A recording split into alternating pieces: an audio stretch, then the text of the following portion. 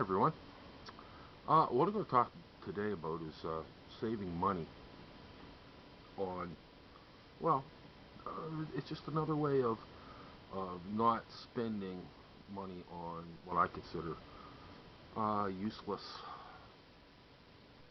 products that we're supposedly uh, supposed to buy. You know what I'm saying? Uh, uh, I'll start this out by suggesting that one big area where you can save approximately anywhere from $100 to $150 a month, depending on your package, is to get rid of your cable. Getting rid of your cable will put, like I said, anywhere from $100 to $150 in your pocket this month, the next 30 days. All right? That's the direct. The indirect is, um, you know, by getting rid of your cable, you may as well get rid of your television set. So you're not being bombarded with commercials to buy useless crap. And that will save you even more money. Get rid of the television, get rid of the cable. Uh, Television programs are designed to promote products. They're designed to, and the commercials that they put on, it's all designed to get you to spend money. I mean, how many of you out there have bought products, got them home, put them in the microwave, tried it, and it's paste?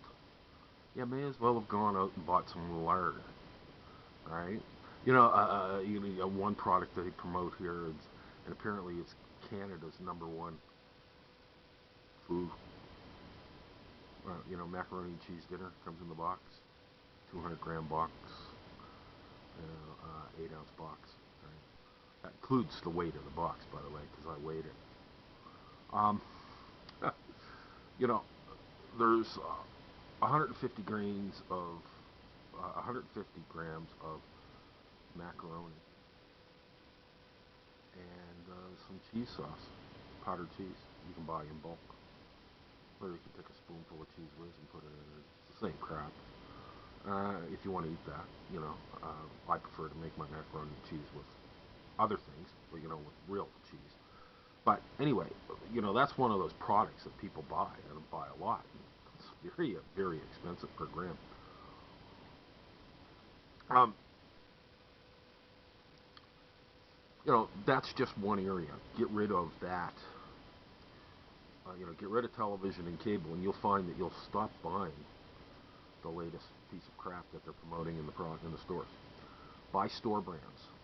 And that's another big saving. You know, the manufacturers, you'll pay 50% more for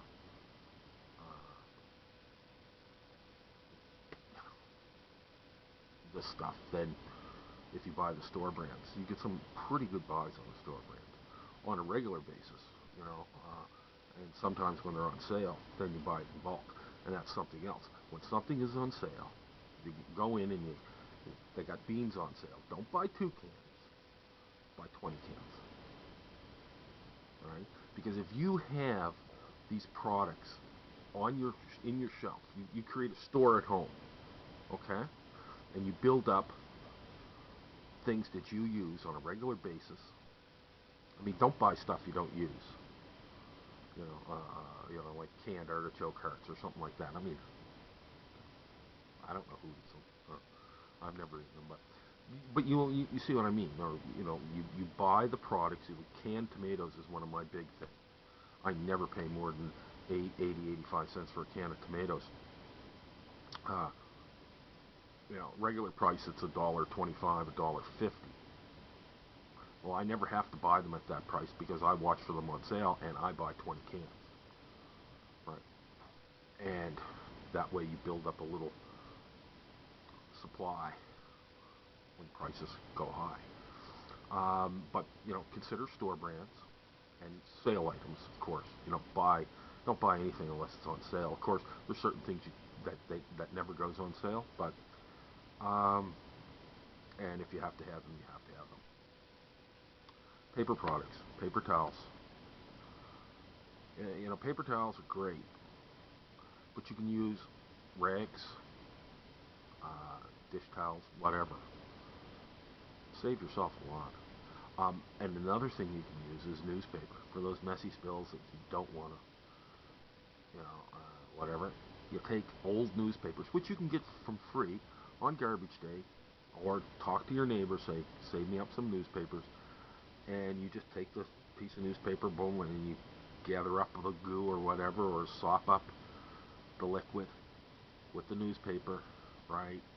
And then if you want to use paper towels, you only have to use 2 paper towels instead of a whole roll or a half a roll of paper towel. Newspapers are great. My mother used to use newspapers a lot when I was a kid, so I'd see her. Because paper towels, you know, didn't become a household necessity until the late 60s, early 70s, at least where I was from. Another thing is walk or ride to work or take the bus. Drive a bike or walk or take a bus to work. That's big savings, and I've talked about that in one of my other videos. Buying whole foods like potatoes, you know, carrots, onions, and working on recipes that use whole foods. Don't buy bottled water. Most of the bottled water is just tap water anyway. If you have to have bottled water, then go get it. If your water supply is really really bad, then fine. But don't buy the single bottles. Buy a big bottle. It's a lot cheaper, and you can keep refilling your own water bottle. But most people, uh, most of the tap water, or most of the bottled water is 40% of the bottled water apparently is just out of the tap.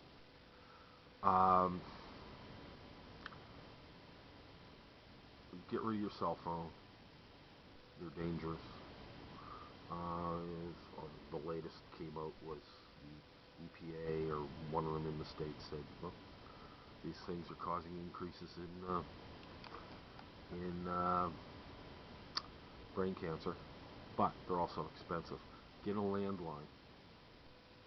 Just have it in your house. You don't need a phone with you all the time. Instant communications. This is bullshit. You don't need that.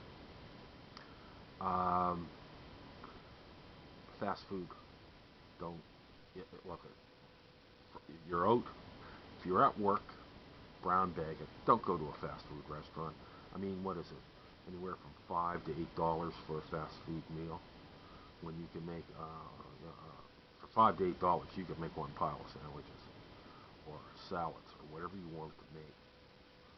And it's better for you. Just stay away from fast foods and restaurants in general. And like if you're traveling, right, you can really cut down the costs of your trip by, if it's a day trip, make a picnic lunch. If you're on the road for several days, go buy groceries, buy cold cuts, buy various things. This is what we did this is what my parents did when I was a kid. They didn't stop at restaurants when we were going on a trip. They had a cooler in the back of the car, and it was, full of food, and we were never hungry. Never even considered going to a restaurant. Buying clothes, always buy used, except for underwear and socks. I draw the line there. In fact, buy everything used. You need a toaster? Go to Walmart. It's what, $9, $10. Go to a thrift store. It's free. All right, and you can get a pretty good one. I needed a keyboard. I went to a used computer place. They had keyboards for what, $6 a piece. All right, I bought 3 of them just to have extra ones. Thermos bottles, coffee. If you're a coffee drinker like I am, it can get expensive. You're paying anywhere from $1 to $3 for a cup of coffee. That can be expensive. If you base that on, say, 5-day week, and you buy 4 coffees a day at $1, at the end of the week, you've just put in $20. If you're paying $1.50, you just spent $30. $120 a month, $80 to $120 a month on cups of coffee. Get yourself a thermos. One of those large thermoses. Buy it at a yard sale. Buy it at a thrift store. I've got, I don't know, 3 or 4 of them. I buy them at yard sales. I've never paid more than a couple, $3 for them. You know, cut down your living expenses. If you have an apartment, get a roommate. Right? Move in with your parents. Move in with other family members. You have a family member,